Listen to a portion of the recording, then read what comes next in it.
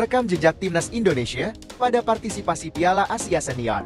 Tim nasional Indonesia masuk Piala Asia untuk yang pertama kalinya pada tahun 1996 di Uni Emirat Arab. Indonesia tergabung di grup E bersama tuan rumah, Kuwait, dan Korea Selatan.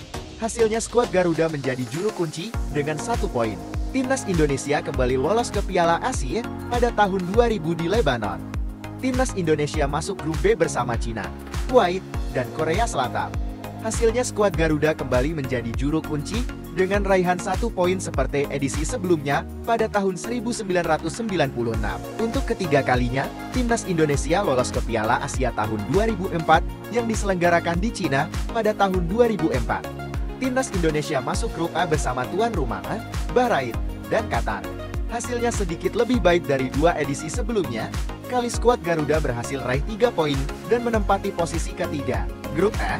Namun dengan hasil ini, tetap saja tidak bisa lolos dari fase grup. Edisi berikutnya Indonesia kembali lolos ke Piala Asia sebagai tuan rumah bersama Vietnam, Thailand, dan Malaysia.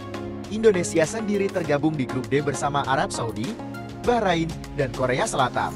Hasilnya skuad Garuda harus puas menempati peringkat ketiga dengan 3 poin atas kemenangan vs Bahrain 2-1. 2007 terakhir kali Timnas Indonesia berpartisipasi di Piala Asia. 16 tahun lamanya menunggu untuk kembali berpartisipasi pada Piala Asia Senior setelah melewati babak kualifikasi dan keluar sebagai runner-up di bawah Jordania. Dengan hasil itu Indonesia berhak lolos sebagai 5 runner-up terbaik. Berikut kami rangkum perjalanan Timnas Indonesia pada babak kualifikasi menuju Piala Asia tahun 2024. Pertandingan pertama Timnas vs Kuwait. Di babak pertama Pratama Arhan mendapat peluang di luar kotak penalti melepaskan tembakan keras, namun tendangannya melambung di atas gawang. Giliran Kuwait menyerang pada menit 39, justru mampu mencetak gol lewat tandukan striker nomor punggung 20, setelah menerima umpan crossing dari sisi kanan. Tak lama berselang, Indonesia mendapat peluang. Rahmat Irianto menerima umpan lambung di kotak penalti, namun dilanggar oleh kiper Kuwait. Wasit pun memberi hadiah tendangan penalti.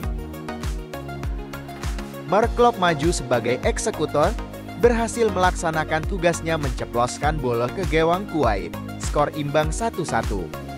Skor ini bertahan sampai turun minum. Di awal babak kedua Indonesia berhasil mencetak gol lewat serangan di sisi kanan. Witan menerima umpan di kotak penalti, namun tendangan Witan diblok pemain bertahan Kuwait. Di lini kedua ada Rahmat Irianto menyambut bola, berhasil menceploskan ke gawang merubah skor menjadi 2-1. Skor ini tidak berubah sampai peluit akhir. Pertandingan dimenangkan Timnas Indonesia dengan skor 2-1 atas tuan rumah Kuwait. Pertandingan kedua Indonesia vs Jordania. Indonesia mendapat peluang lewat Sadil Ramdhani namun sepakannya melenceng ke sisi kanan gawang Jordania. Peluang kembali didapatkan lewat lemparan ke dalam Pratama Arhan. Membuat kemelut di mulut gawang, bola berhasil dihalau pemain bertahan Jordania. Di babak kedua Jordania menyerang lewat sisi kanan pertahanan Indonesia. Pemain Jordania berhasil menusuk ke kotak penalti menyodorkan bola. Strikernya leluasa menceploskan bola ke gawang Indonesia. Pada pertandingan ini, Indonesia kalah dan harus mengakui keunggulan Jordania. Pada pertandingan ketiga Indonesia berhadapan dengan Nepal. Skuad Garuda dituntut tampil habis-habisan dan meraih poin penuh dan mencetak banyak gol. Pada menit ke-5 Dimas Drajat berhasil mencetak gol pembuka lewat umpan dari Asnawi. Dimas menyambut dengan tandukan yang tak bisa ditepis kiper Nepal. Tak berhenti sampai di situ, Indonesia terus menggempur pertahanan Nepal. Akhirnya pada menit 42 skuad Garuda menambah keunggulan lewat gol Witan Sulaiman. Asnawi kembali memberi assist untuk gol kedua Indonesia. Skor ini bertahan sampai babak pertama selesai.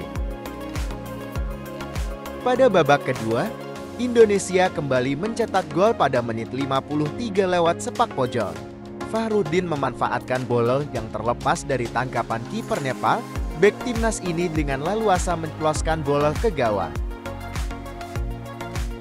Tidak berselang lama, Sadil Ramdhani berhasil memperlebar keunggulan. Setelah menerima bola lambung dari Muhammad Rafli, Sadil mampu memperdaya kiper Nepal, skor menjadi 4-0. Gol kelima Indonesia tercipta lewat sepakan Elkan Bagut di luar kotak penalti. Umpan Witan Sulaiman berhasil dikonversi menjadi gol oleh bek jangkung ini.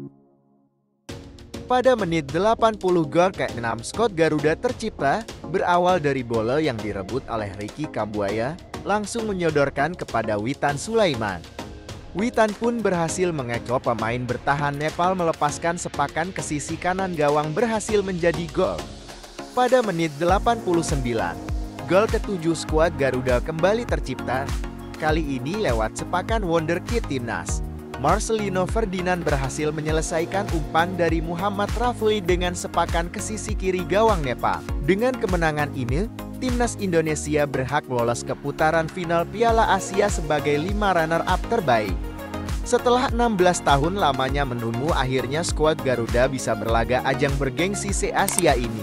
Bagaimana pendapat netizen pecinta bola dengan perjalanan skuad Garuda menuju Piala Asia dan progresnya sampai saat ini? Tulis di kolom komentar agar kita bisa saling berbagi pendapat.